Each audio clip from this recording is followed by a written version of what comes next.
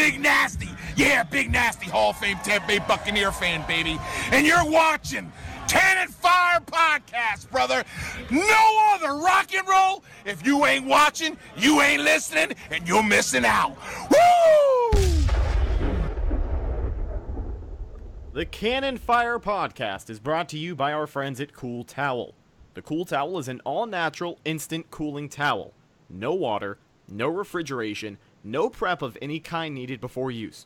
Just take them out of the resealable pouch, shake it up, and it's good to go. It's that simple. When you're finished, put them back in the resealable pouch for use later on.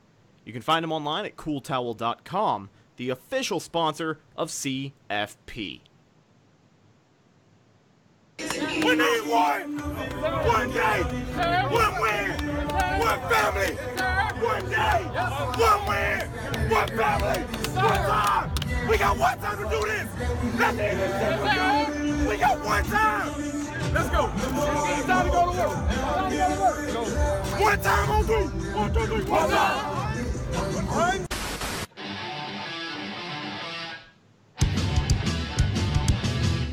15 seconds left, ready to go. The snap. Winston looking. Fade route, far sideline. It is on ball. In touchdown, Tampa Bay. Touchdown, Chris Godwin. Touchdown, Tampa Bay. Bucs lead. Fire them cannons.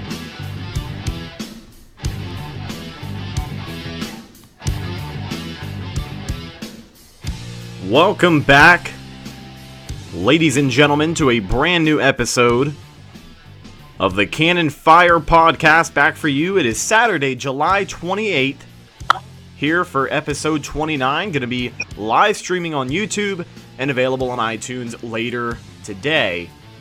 Now, some interesting developments since last time we did the show. Some exciting new developments. I had brought up YouTube and I had brought up iTunes Podcast. Pretty soon, here within the next couple of days, we should be set to go on Google Play Podcast, which means all of our Android listeners can be more accessible than ever when it comes to the Cannon Fire Podcast. Very, very exciting things happening. But let's get down and dirty here for episode 29. Training camp started this past week, and we are here to tell you everything you need to know. The ups, the downs, and everything that we are excited to tell you about. But welcome back to the show. I am your host, Rhett, joined alongside me, as always, my good buddy, Mr. Bucs Football, Evan.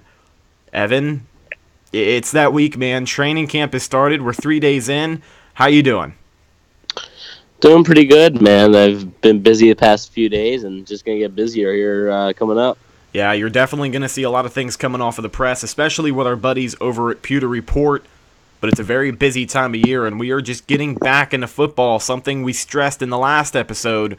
We can't stress it enough here, guys. It is time to get excited about Buccaneers football. Training camp is back this week. The rookies reported to camp on July 23rd. The veterans reported 2 days later on July 25th. And we got a lot of things to tell you about on both sides of the ball for training camp. But so far, these first 3 days, we've seen a lot of things that we need to get excited about. And we're going to break them down for you right here. But, I mean, Evan, if you want to throw some of the things out there that we're going to discuss, you know, there's a lot to be excited for. There's a lot of reasons to get excited. No matter how bad or good or bad your team's going to be, you're always excited when football comes back around. Because at the end of the day, we're Buccaneers fans / media, but we're also just football fans in general. This team is going to be better. So that's a little bit of a room for excitement, and then you have, of course, Vita Vea, Ronald Jones, finally fresh blood at running back. And, he's a speedster. He's something that they really haven't seen much of in recent years at running back position. And you got the returning guys. O.J. Howard, Chris Godwin, Cameron Brate, Mike Evans, Deshaun Jackson, Adam Humphries. They're all back. Plus, a revamped defensive line, which is going to, really get the fans excited. So I think that there is reasons to be excited, but there's also reasons to be cautious. You can't buy into the hype train immediately like a lot of people did last year with this team, because I think that's how you get into trouble. I think this team's better off just not buying into any hype. I mean, there's not much hype or national hype around the team anyway, but I think they're much better. Just do their work, do what you need to do to get ready for the season, and it's an important season for a lot of people. So Fitzpatrick's gonna be starting week 1. He's been taking the first team reps. Jameis is obviously gonna likely be starting week 4, even though Cutter really left that open. But I think we all know that Jameis Winston's going to be a starter when he comes back. I wanted to piggyback. Sorry, go ahead. No, you're good. I wanted to piggyback off of what you had said. You said not to buy into the hype just yet, and I wanted to make it clear that it's not what I'm trying to do. I'm not trying to mislead anyone and get anyone to jump on the hype train. I don't want to disappoint anyone, but the point that I'm trying to make is it's just a very exciting time of year. Things are getting up and going, and as you had mentioned, we are all football fans, and just to have football back, we've got an NFL game, an official NFL game, I believe less than 2 weeks away. When is the Hall of Fame Thursday. game? It is Thursday. The Hall of Fame game is this weekend, actually. Well, not this weekend. Next weekend. Next weekend. Next weekend, and then we got about probably a week and a half until the Buccaneers play. So the Buccaneers play the Dolphins on Thursday, August 9th in Miami for their first preseason game. So going to be heading down, I believe it's 7 o'clock start. So they're going to be heading down to Miami, and then they go to Tennessee for a few days earlier before they play the Titans, because they have joint practices with the Titans. So it's going to be something interesting to watch. And then the next thing we know, it's going to be almost early September, and the season's almost going to be ready to start. So it's going to fly by. Exactly. And speaking of training camp, if you guys had not heard from any of the prior episodes, our very own Evan here, Mr. Bucs Football, is going to have exclusive media access to a couple of days of training camp. So we're going to get some exciting content out of him. And if you want to see more about it, check him out on Instagram at Bucs Football, the #1 Buccaneers fan page on the gram. Now, a lot of the things we're going to be talking about today as well were brought to you by mostlypewterreport.com, our partners over there. Go check them out. Great things going on with Scott Reynolds, Mark Cook, Trevor Sikkema, and plenty more. So go check them out if you haven't already for all your Bucs news. But let's break this puppy open. Let's talk about the ups and downs from training camp this past week. And one of the first things that I wanted to address, one of the first things I don't think we could really get past, because I know it's been on my mind, it's been on a lot of other people's minds, and we do have an update. The update we have is looking better, and I think we're finally getting past this, but this is the Jameis Winston situation. And if you guys are active around the Bucs marketing campaigns at all, or even if you just follow them on social media, you've probably noticed a shortage of the Buccaneers franchise quarterback. And I believe on Instagram, before yesterday, or before today, it had been a little over a month since there was really any mention of Jameis on Bucs social media and Bucs marketing and things like that. So it caused a little bit of worry.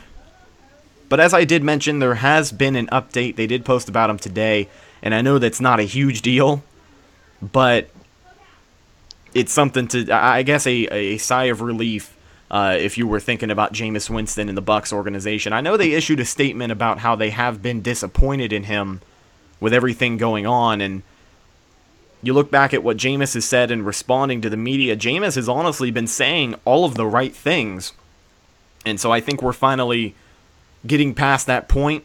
Jameis basically said, it isn't about me, it's about this team. I think everybody saw that, and I think we're moving forward and starting to get there and focus on the season. So that's really all I wanted to say about the whole Jameis Winston thing for anyone who is still interested. I think we're getting past it. So I think all is good over there. What are you thinking, Evan? That was never really a big deal, to me at least. Because, any good marketing company, or whether it's a marketing firm, whether it's a PR department, they're smart enough. They know that, yes, while there are some people that are still supporting Winston, they know that right now a lot of the fan base is sour on Winston. So, I mean, were they really going to put him on the boards at Raymond James Stadium and in the videos? I don't think so. I think it was a smart move. I mean, obviously, we don't, but Bucs football, the page that I run, we don't have a PR thing, but we haven't really posted about Jameis because it's not really, the only post that Jameis Winston has been in, he's been in the videos that we've been posting, and he's been in the Madden ratings. That's it. So I mean, we haven't been really promoting him, and partially because just a lot of fans don't want to hear it right now. A lot of fans want to wait and just let it all play out, and that's what the Bucs are trying to do as well. So I mean, the future of Winston with the Bucs is going to be determined on the field, unless he has another off-field incident, but which is right now at the moment isn't really foreseen. Like nobody's predicting that. So I think it's going to be largely determined on how good Jameis Winston will be in a Buccaneers uniform on Sundays, not what he does, in the off season, which hasn't been a problem in the past, year and a half or so. The incident did still happen almost 3 years ago, so hopefully the Bucs are hoping that he has matured, and a lot of Bucs fans are hoping that as well. So we'll see, but Winston was never that wasn't a sign that they were moving on from him. That was of course. No, I know what you mean entirely. Now, moving on from Jameis Winston, let's get to the reason that everybody is here, and that is training camp. And let's focus a little bit more on the quarterback position, and in particular, Ryan Fitzpatrick, who has already gotten first-team reps, and from what I've seen, has looked pretty good. Ryan Fitzpatrick has come out. I know he had a couple of shaky passes, I want to say today or yesterday. One or two of them could have been a pick. But overall, he's been doing pretty good, especially with first-team reps, and something that I've really started to notice and really pay attention to, and something that honestly caught me off guard is it seems like Ryan Fitzpatrick and wide receiver Deshaun Jackson are kind of making a good connection. I think these guys are building a little bit of chemistry, and that's pretty cool to see. Yeah, I mean, based on what we've seen the past few days, Fitz has had some pretty good days. I would say this is probably his worst day, but I mean, if this is your worst day, you're doing pretty good right now. You're having a good week. Because this is his worst day, and it wasn't that bad. This was purely today, Saturday, as we were speaking. If you guys aren't listening to this on Saturday, it was Mike Evans' day. I mean, no matter who was throwing the ball, even Jameis Winston had a pretty good day today too. Jameis Winston had his best day at camp today. And Jameis Winston was getting more work with the first team, and he was spreading the ball around a lot. He threw it to Mike Evans a few times, threw it to O.J. Howard a few times, threw it to Deshaun Jackson, threw it to Cameron Brate. And then, Ryan Fitzpatrick hooked up with Deshaun Jackson and Mike Evans a few times, and then hit Chris Godwin on a deep ball. And, a lot of people saw from my page or from PeterReport.com, the bomb that Fitz threw to Deshaun Jackson on Friday, that was, just pure. I mean, the only thing that worries me with Fitz is it doesn't seem like Fitz has the arm that Winston has. And I feel like Fitz is sometimes going to underthrow him, Jackson that is. But, I mean, I'm okay with that at times. So, I mean, they tried to connect on earlier in the practice yesterday, and it didn't work because Fitz underthrew him, and then Fitz was able to get enough, and Deshaun Jackson made a good play. So I mean, if Fitz can keep this up, I mean, the chemistry's huge. I mean that's huge, and he knows the system. So they didn't really connect much last year when Fitz was in. So it's going to be interesting to see how Deshaun Jackson and Fitzpatrick keep working on that in training camp, and then when the preseason begins. Now, keep in mind, too, we didn't see a lot out of Fitz and D-Jax last year, and you had brought up Fitz doesn't really have the arm to get Deshaun Jackson on those long bombs, which can be his specialty, but we do know that Deshaun Jackson is the type of guy, you can throw him a short slant route, and he'll take it and run with it. He had a couple of plays against the New England Patriots last year. One of them, I remember, was pretty close to being broken for, I think, a 50-plus yarder. It wasn't 50-plus yarder. It was pretty close to being a touchdown. Yeah, he had one man to beat, and he got him right by the ankle. Yep, I remember that.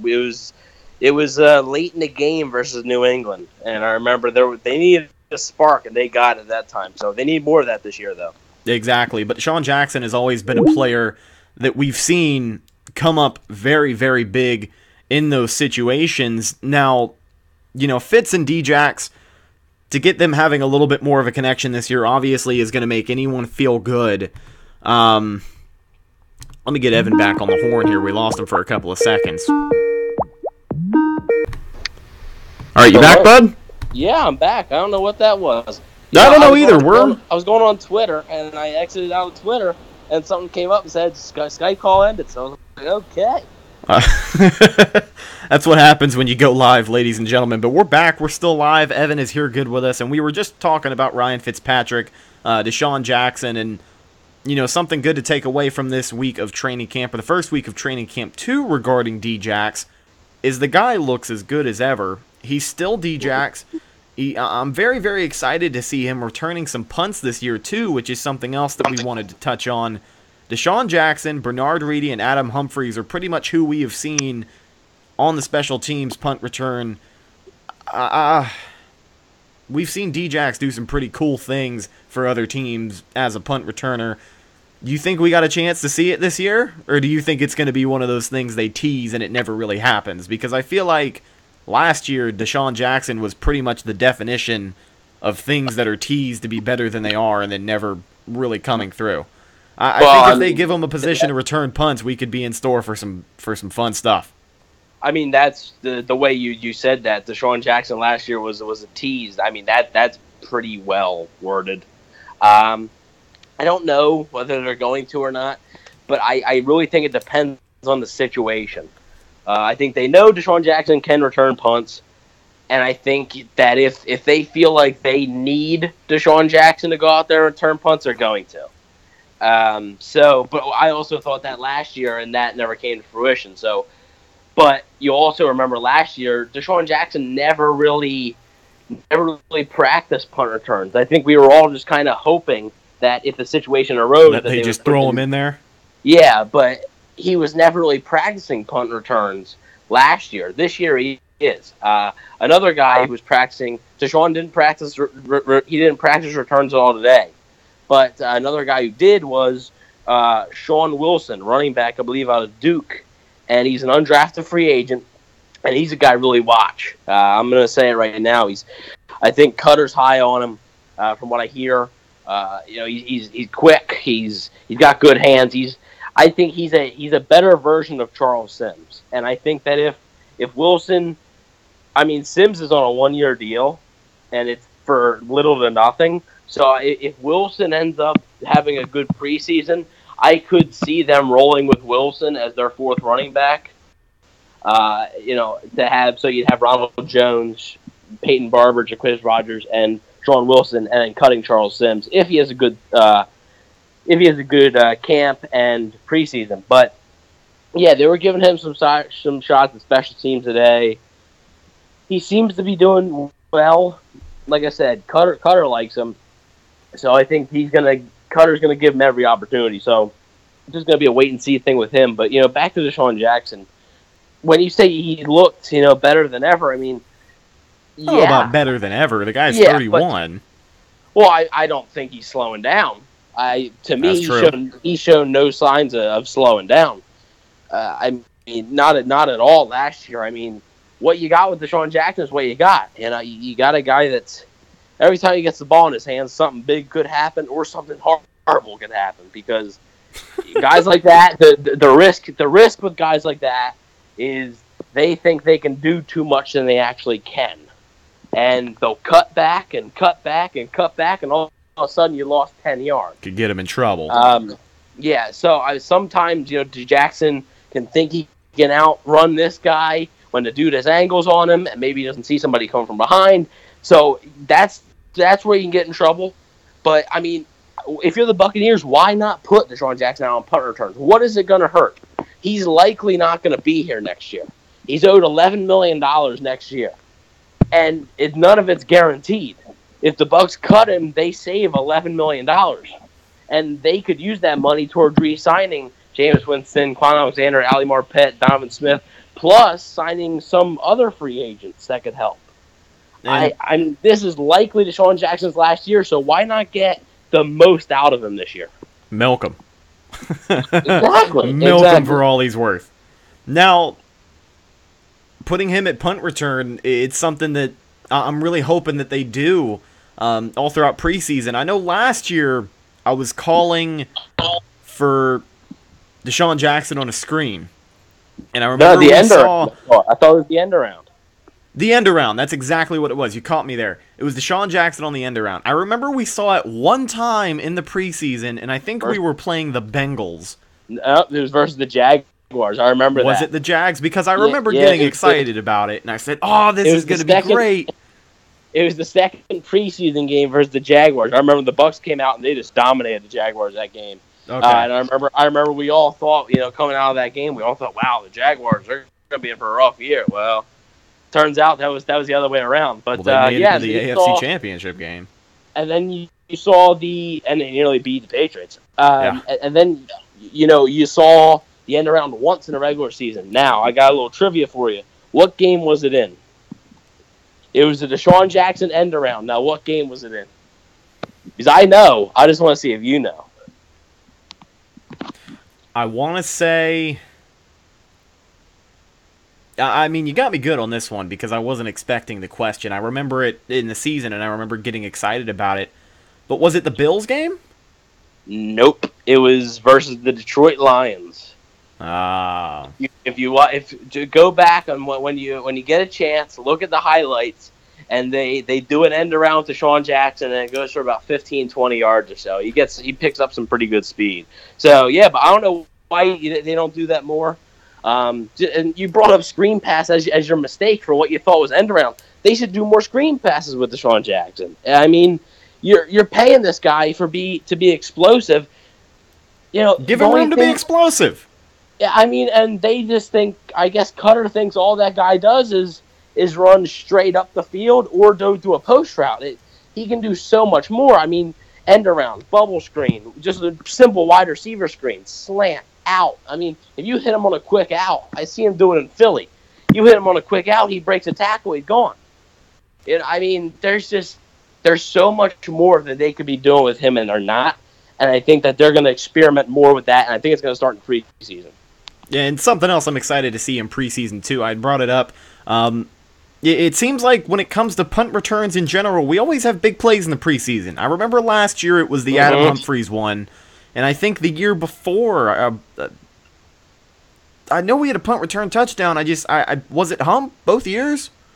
I don't think they had one last year, but they had one the year before. I know that, and it was Humphries. I remember the Hump one because that play was pretty awesome because I remember watching that game.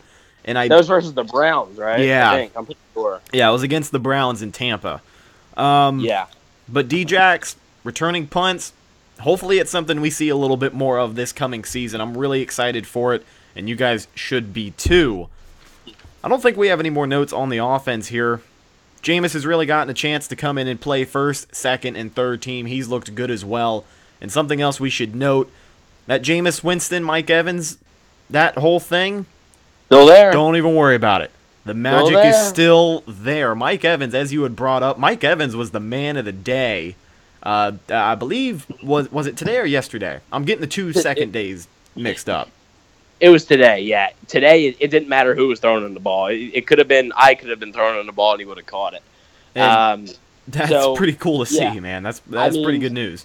Winston was off on Thursday. Like, he was just not himself. And the Pewter Report guys brought up a pretty good point. He was probably thinking, because he knew he had that press conference. He knew that he had that press conference right after, and he probably wasn't looking forward to that because he knew that was his first ever press conference since the suspension came out. Yeah. So he knew what the questions were going to be, so they said maybe that's in his head a bit.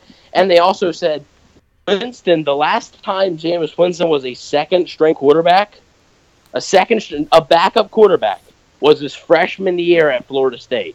And Mark Cook, who is a Florida State alumni, said, guy. or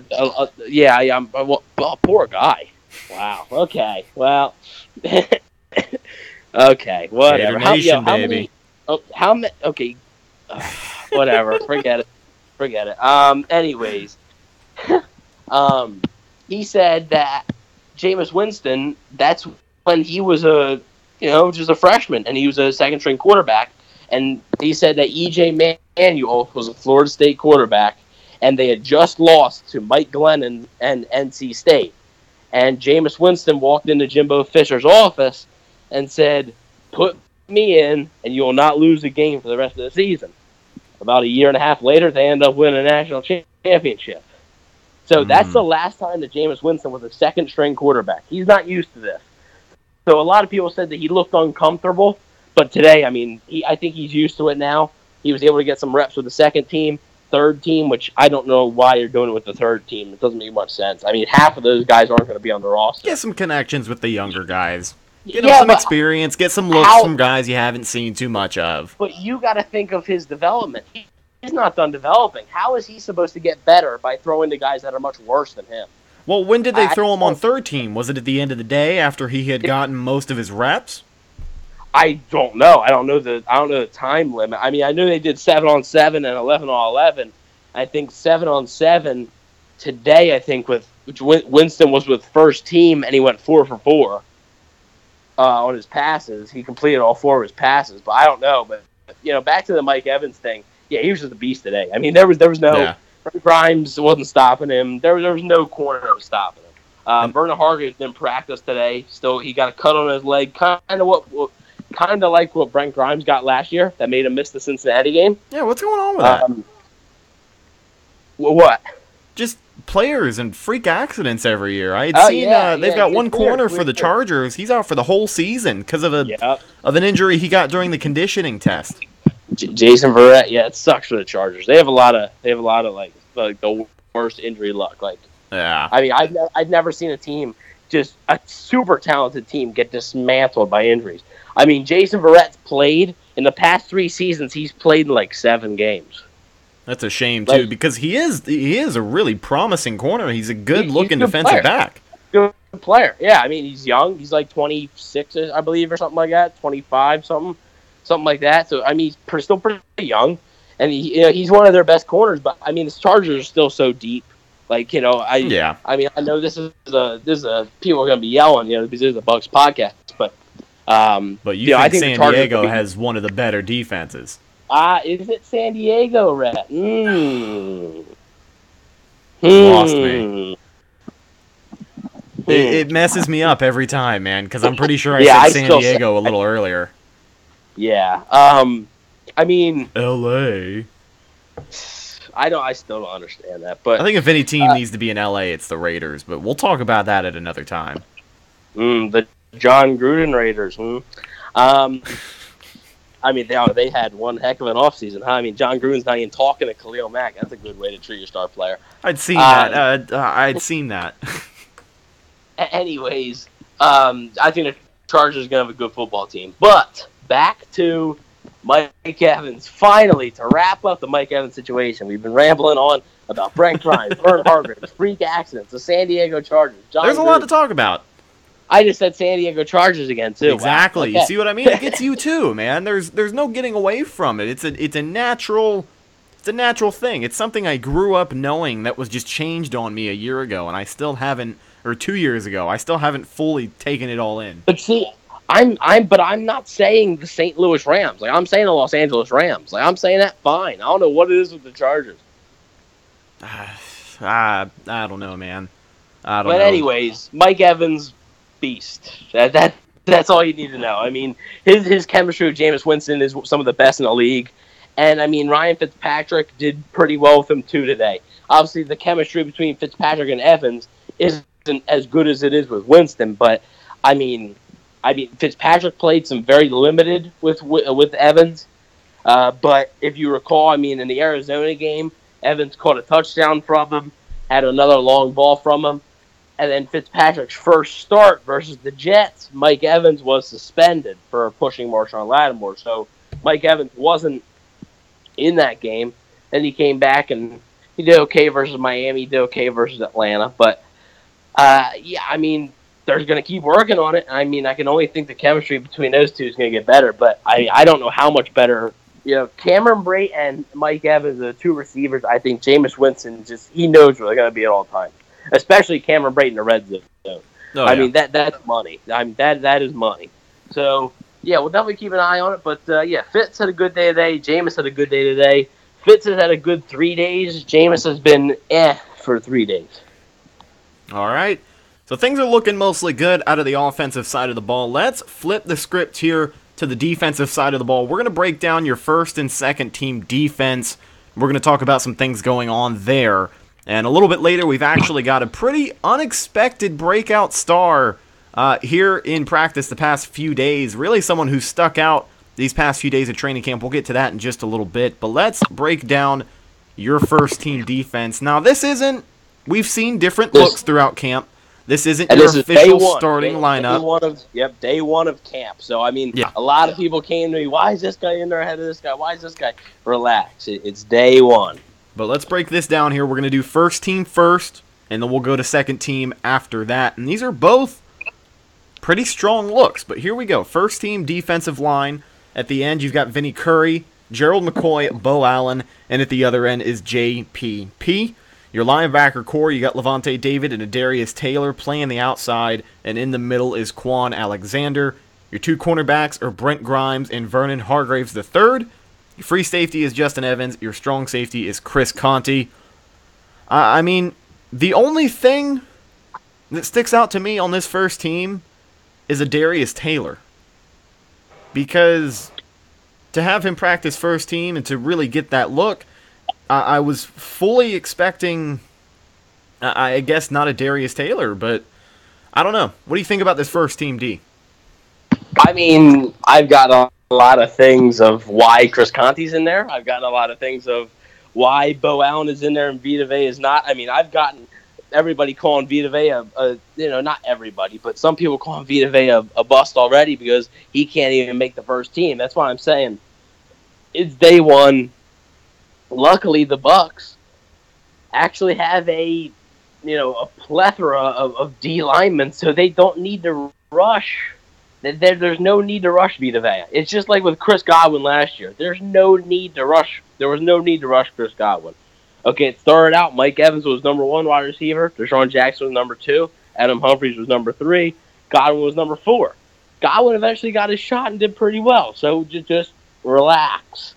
But other than that, it looks all right. Darius Taylor is in there, who is, if fans don't know, used to be a Darius Galan. Yeah, he changed his name. Last name to honor, I believe, his father. And he's in there because Kendall Beckwith's hurt. And Kendall Beckwith's going to be out for probably another 2 weeks or so, I would guess, is what I heard. So, I mean, once Beckwith comes back, he'll probably get that starting spot. But they're Vernon Hargraves is in there. Like I said, though, he got hurt. Somebody else stepped in for him today. We'll talk about that. Yeah, we'll talk about that in a little bit. Played pretty well. I haven't heard much from Carlton Davis, but you've seen his physicality on display. So I mean, the number 1 corner spot isn't a concern. Brent Grimes, he's still a freak of nature at 35 years old or whatever he is. And Chris Conte being in there, there's not much I can say other than we need to cut him now is what's going on. Apparently, according to most Bucs fans, or Bucs fans that just don't watch film, we both of us don't think Chris Conte is as bad as advertised. I mean, he's not good, but he doesn't need to be cut. No, he doesn't. I mean, he's a little late sometimes, but if you guys watched really any of his film last year and you really focused in on Chris Conte and where he's at on the field, he can move from one side to the other fairly quickly. And a lot of times last year, I saw him getting to the play before anyone else in that backfield did, and I saw him finishing plays. Now, most of the time it was because our defense couldn't stop a cold and he was the only man to stop the play. But regardless, he's still a guy that I think After how many years in this league? I think this is his 9th year. No, I think maybe like 7th or so. I don't think he's been in there that long. I think he's like 28 or 29 right now. So okay, but regardless, it's really not super out of the question to see him in that starting spot, especially on first team D. Yeah, I mean, he hustles hard. I mean, that's what I like in a player. I mean, you always see him. I remember the Minnesota game. Keith Tandy missed Stephon Diggs, and Stephon Diggs was almost like showboating. There was nobody around Stephon Diggs, and he was showboating going to the end zone. And Chris Conte is just sprinting as fast as he could right after. I mean, there was no hope. It was going to be a touchdown.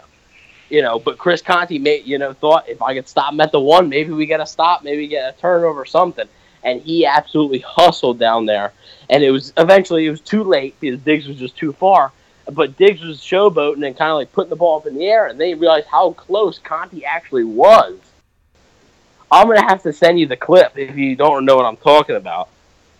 And I will send you it later. But okay. Yeah, it was. That's one of my favorite it's one of my favorite plays of a low light, I guess you could say. So Keith Tandy. I like Keith Tandy a lot, but for some reason this coaching staff doesn't. So hopefully, they know more than we do. So hopefully, you just gotta trust them. Well, speaking of Keith Tandy, let's break down this second team defense for you really quick, and then we'll jump into our defensive notes for the first few days of training camp. Now, here we go. Second team defensive line, starting at the end, is going to be Will Golston, Vita Vea in the middle, Mitch Unrein, and Will Clark finishing up that other side. Now, for the people who don't know who Will Clark is, you can pretty much identify him by his dreads. He's a pretty big, mean-looking dude, but he's not someone you don't want to pay attention to. I really saw him show up when we played the Jets last year. Will Clark, second-team guy, but he's not a bad DN. I mean, he's really not. No. I mean, the only concern is he might not be able to make it just because of how deep this team is now. I mean, it's amazing what Jason Light. I mean, I still can't believe the Glazers haven't given him a 5-year extension. I mean, I know they haven't been to the playoffs, but the vibe around the league, from what I hear, is that the problem with the Bucs is coaching. The problem is not the front office. The front office has done a good job. The front office's job is to make this team look good on paper, and the coaching staff's job is to utilize the team correctly. And the coaching staff isn't doing it. And I mean, on paper, this defensive line is probably a top 15, maybe top 10 defensive line in football. Yeah, we got to see how they play come the season, but it's a very exciting look, and something you don't see out of a whole lot of defensive line units is that what's the word I'm looking for? Yeah. The not disposable because you like the guys, but it's a very rotational look, and you've got a lot of talent on both of your first and second team defensive lines. This is something pretty cool, and back to the front office. The front office this past couple of years not only has done a good job of scouting talent, they believe in what they scout, but they've done a really good job of knocking the fans on their ass, because the past 2 drafts, the first round pick, everybody was like, whoa, for a couple of minutes. I remember when we picked O.J. Howard, it was Dalvin Cook. And then I remember when we picked up Vita Vea, it was, Derwin James. It's... And also, I mean, those are 2 situations where, okay, for those of you who don't know, Vita Vea was number 4 on the Buccaneers board. Derwin James was number 5. So that's what I heard from a few people, that Vita Vea was 4, Derwin James was 5, and the Bucs they did take a risk because they thought there were some teams that could have taken Vea right before him, especially Miami at 11. They thought could have taken him, and if they would have taken, the Bucs would have selected Derwin James. I know a lot of FSU fans are probably punching the computer or phone right now, but. I mean, they're gonna be punching the phone even more now because this next one I'm going to tell you. I mean, this actually came out from a few outlets. I'm not sure if I've already told this, but when the 19th pick rolled around, well, actually not when the 19th pick, but around 15 or so of the draft in 2017, when the Buccaneers selected O.J. Howard, they selected O.J. Howard because they did not. I mean, O.J. Howard was a top 10 player on their board, and they did not expect O.J. Howard to be there at all. And they were apparently there was everybody in one Buccaneer place was in agreement to draft Dalvin Cook at 19. But O.J. Howard was there, and they didn't expect him to be there at all. And they had O.J. rated higher than Cook, so they ended up picking Howard. And that basically almost gives away that the Bucs actually did, which I've reported and a few other outlets have reported, that the Bucs did try to trade up in the second round for Dalvin Cook that next night, but just couldn't do it. The price was too high. So, I mean, I know it breaks a lot of FSU fans' heart that you could have had Dalvin Cook, Derwin James, Jameis Winston, Bobo Wilson, Roberto Aguayo, all on the same team. But, it's just reality. And, I mean, it's worked out good for the Bucs so far. I mean, Dalvin Cook's a really good player. And trust me, I mean, they could have used him this year. Even though, he tore his ACL. I mean, that, he's going to be a star back.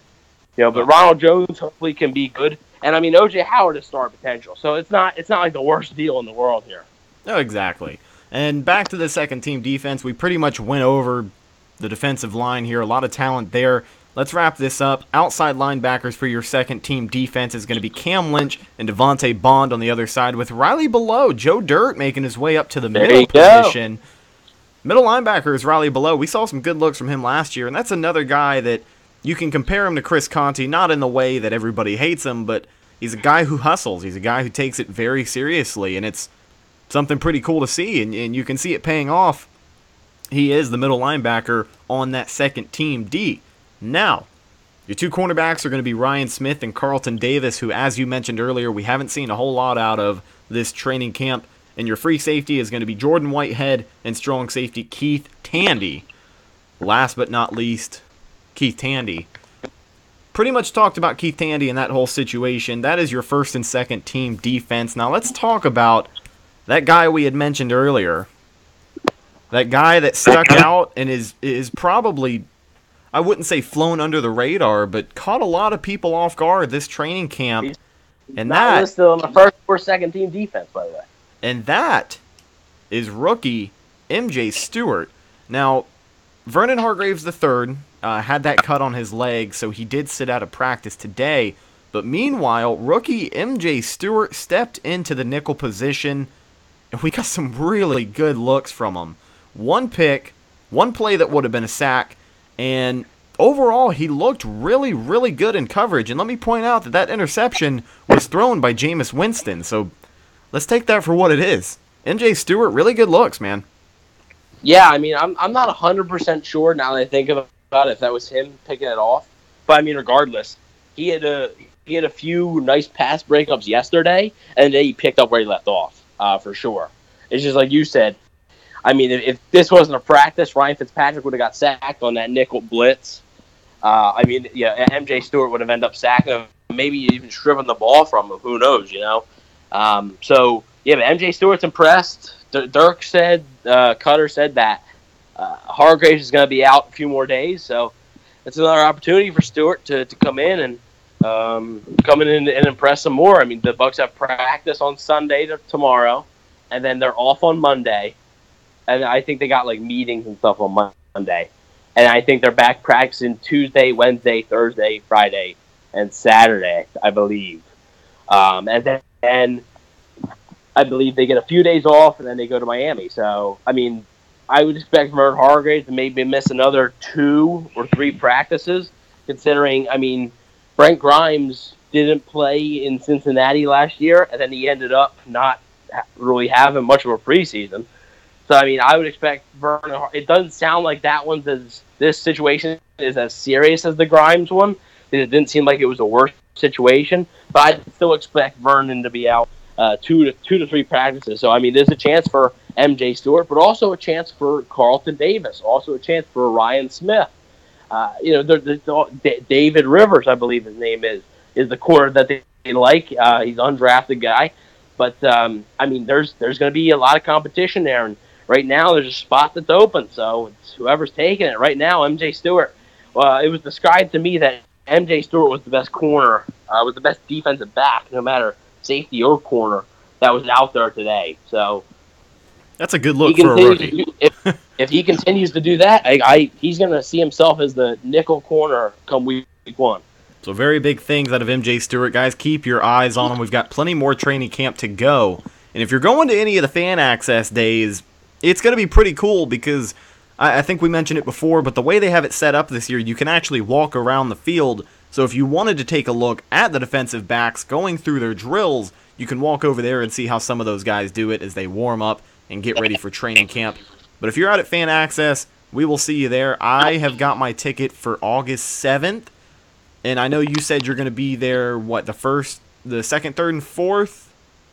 Second, third, and fourth. Fourth is stick carry takeover day. Oh, that'll be fun. I'm thinking about going to that because I know they have some Well, that's the thing is I don't have my tickets, but... Yeah, but they have extra tickets. Would try to best accommodate. Right. Well, I wouldn't want to get all the way out there at 6:37 in the morning just to not be accommodated, but... We'll see. I'm definitely going to try and make it out there. We got to see what day that falls on, because if I've got work or school that day, then it might not be happening. I mean, I know it's Saturday, so. Oh, okay. Then dope. That works. All right. So, training camp's coming up, and MJ Stewart is a guy that you need to be excited about throughout the rest of that camp. Here we go. Let me get my notes back in front of me here. Something I wanted to touch on that I had kind of forgotten to do was first and second team defense. Where's Noah Spence? Noah Spence, they've been rotating him in. Actually, they had a look the other day and today when they had, I believe, I think it was Vinny Curry on the outside, Gerald McCoy on the inside, Noah Spence on the outside, and Gerald McCoy's partner in the inside was Jason Pierre-Paul. So they've been moving a lot of guys around, and I mean they're not going to ask Pierre-Paul to turn to a defensive tackle, but they're going to get creative with him. They are going to get creative. They're going to get creative with a lot of guys. Vinny Curry can slide inside. Noah Spence really can't. William Golston probably could, even though they said William Golston looks quicker this year. He dropped some pounds, it looks like. But yeah, I mean they got a ton of guys who could rush inside, rush outside. So I mean that's a look they've been doing. Noah Spence actually blew by Cole Gardner, who's the right tackle. Blew by him today. One move gone and was right at Fitz, and it would have been a sack if it was an actual game. So he had a better day today, but. It was kind of concerning for some fans that didn't always see him on there. And, I picked him to be my breakout player. So, I still think that he's going to have a really, really good season, especially since, he's still got some time to turn some heads. And the other reason they're doing this is he's got injured his first 2 seasons. So they want to limit, how much he actually plays until he can prove he can stay healthy. If they go 3-4 games with him rotating in as a pass rusher, and he is staying healthy, then they're going to play him a bit more. So I definitely think that Noah Spence isn't forgotten. He's definitely not forgotten about, but they're being careful. He'll show up in due time, especially when the pads come on, because the pads come on, I believe, tomorrow. So they're going full pads tomorrow, and that's when the D-line, that's when you can see whether your D-line, offensive line, how they're actually doing. So we'll see. Yeah, they threw the shells on today, but it wasn't full pads. I think they had the shells and then just shorts on, right? Yeah. Tomorrow, I believe, it's basically full uniform. All right, so that's something else to get excited about for training camp this coming week. Now, we talked about the offensive side of the ball. We talked about everything that jumped out at us on the defensive side of the ball. So obviously, it's time to talk about the kicking game and some question marks we have there. So in the kicking race, you got Chandler Catanzaro. I don't know about question marks, but a question that I have because I haven't really seen any of it. But we'll get to that in just 1 second here. In the kicking race, Chandler Catanzaro, who was brought in just this last season, went 4 for 4. And then Trevor Moore, who was another undrafted free agent, he finished 2 for 5 on his kicks. Not a good look for him. I think that's his worst day yet. It is, But I wanted to ask, I guess same thing as I asked about Noah Spence. What's up with Pat Murray? Pat Murray's gone. I mean, they didn't re-sign him. They only signed him to a 1-year contract, basically. So, I mean, the biggest thing with Murray, Murray is still like my favorite kicker the Bucs have ever had. I'm honestly surprised it didn't stick around longer. Like I thought, I don't know. His name's still floating around from what I've heard. I thought they should have. I don't think they should have brought Trevor Moore in. I think they should have rolled with Murray and had Murray and Catanzaro competing. But I mean, I understand why they did it. Pat Murray, he's good, but he's not special, I guess you could say. And the biggest thing is he didn't have the leg.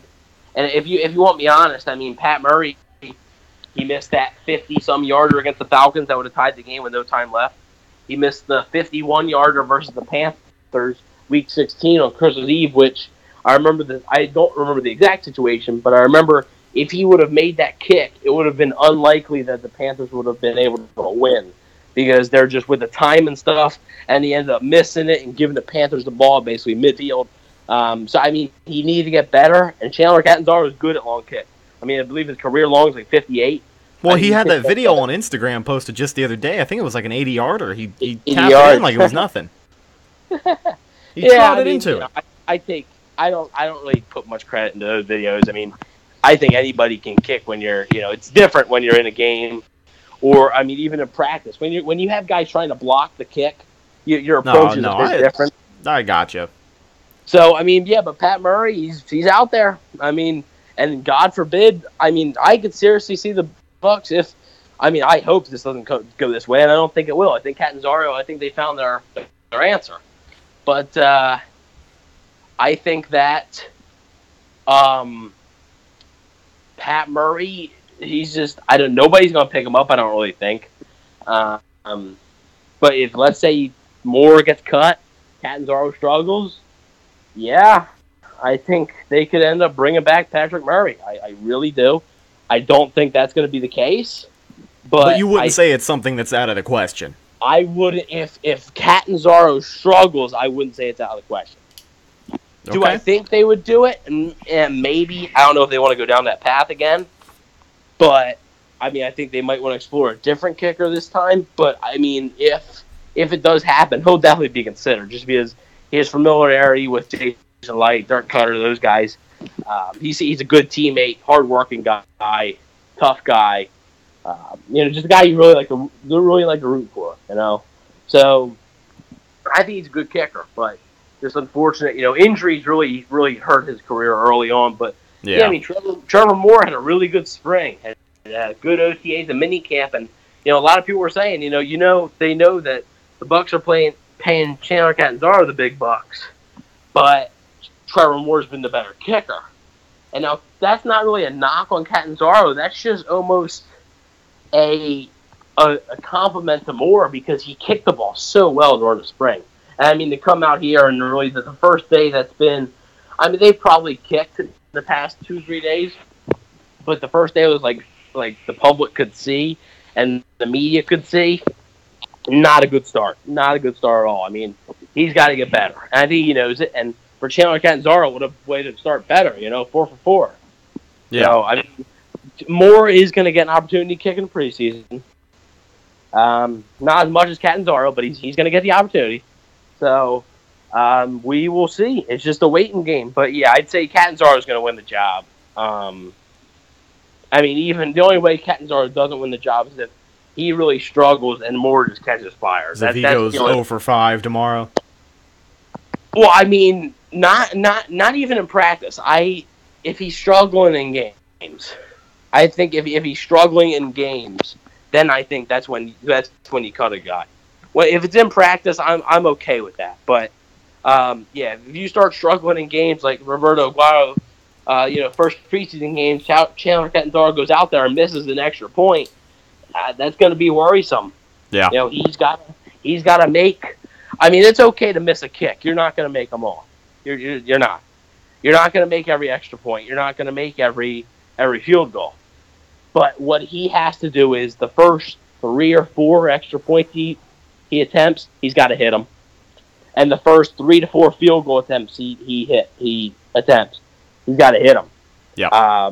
So, I mean, just to get the confidence up to where, let's say he does miss an extra point, he said, okay, he's going to get that one back. Or he does miss a field goal, okay, he'll get that one back. And not a Roberto Aguayo thing was, okay, well, is this going to be, do I need to hold my breath every time this guy kicks down now this game just because he missed one kick? So, I mean, just like Let's the Rams hope not, game. man, because it seems like that's been the case for the past 3 seasons. Yeah, but it wasn't the case with Murray, though, and that's the thing. That Murray, Falcons missed kick, though, that one ripped my heart out, let me tell you. I was at a buddy of mine's house, and that was his first Bucs game. He really sat down and watched, and he was getting into it. And he's not even a sports fan. He was getting into it. And I remember Murray missed that kick, and I stood up, I put my hands on my mist, and I said, holy shit, he missed it. And my buddy's like, well, what does that mean? I said, the game's over, we lost. I said, that's it. What does that mean? It hurt, man. You should have made like up some lie. Oh, well, since that, then they're going to go into a sudden death and this and that. Yeah. What's going to happen is this is the part of the game where the players take their helmets off and then they just beat each other to death, and the last team standing and then the coaches come onto the field and fight each other. That's why they're going to shake hands right now because that's what they're about to do. Hey man, I'm pretty excited to see the post game. Week 1 we're gonna get it too, but Dirk Cutter and Sean Payton, I'm excited to see that face off again. Especially if the Bucs win, that'll be interesting. Oh, that'll be a good one. That'll be it. 2 straight losses to the Yucks, and the Bucs end up beating the Saints in their house to start the year. Oh boy. Hang on, like you said at the beginning of the show. Like you said at the beginning of the show, let's not jump on the hype train yet. Let's not get anybody built up to be disappointed here, because we are talking about the Bucs. But if any of you saw the season predictions, we don't have them winning that game. So, but ladies and gentlemen, it's the perfect time of year. Let's get excited about football, and not just to bear that right there. That right there is just about going to do it for this episode of the Cannon Fire Podcast. It is episode 29. We're getting closer to episode 30, but we're getting up there. And I just wanted to say a quick thank you to everyone who has supported the show over the off season. I know that's a very tough time to care about football, but even last year, we have officially hit 2,000 official downloads on iTunes, and that is awesome, guys. So over 30 episodes, 2,000 downloads. Thank you guys so much. But ladies and gentlemen, training camp just getting started. That is everything for the first week. We will keep you updated on the second week sometime next week and anything else going into the season. But it's time to get excited. Evan, before we shut things down, you got anything else you want to say? Not much. I mean, yeah, if you guys are going to be there, stick carry takeover day, I'm going to be there. I'll be taking a lot of video and stuff of myself as well as the practice. So, I mean, you're going to know where I'm at. And maybe I'll run into Rhett. Who knows? We'll see if I get so lucky. But we will see. And don't be shy, guys. If you end up seeing me there, say hi. I'm not a mean guy. So he can be. Don't let him lie to you. Oh boy. Well, that's only if you get on my nerves. So don't get on my nerves, okay, guys. Okay. I'm just joking. I hope he's joking too. But anyways, just walk up to me. I don't care. It doesn't really matter to me. So yeah, but like I said, I'm gonna be there. I'm flying in early Wednesday morning. I'm gonna be attending practice Thursday, Friday, and Saturday. So, and then of course you heard Rhett's gonna be there August 7th. I mean, if you see him, I don't think you guys have seen many pictures of him, but I mean, if you see him there, say hi. Tell him you're a fan of the show.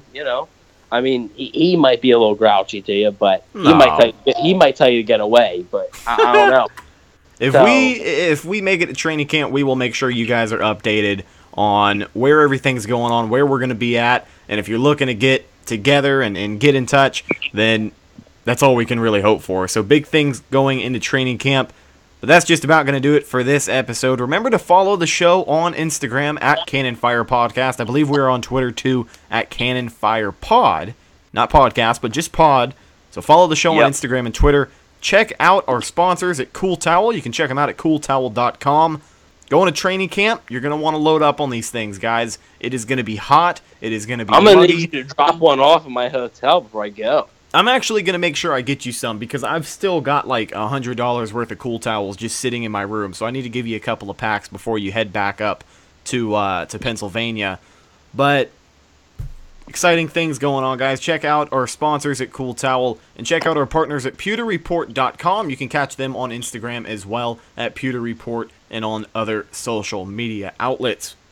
But thank you for checking us out on this live stream. Thank you for listening on iTunes if you are, and if you have supported the show, you guys rock. That's just about going to do it. Signing off for Evan, I am Rhett. Remember, the Eagles suck and the Bucs do not. Let's get excited about football, ladies and gentlemen. See you next week.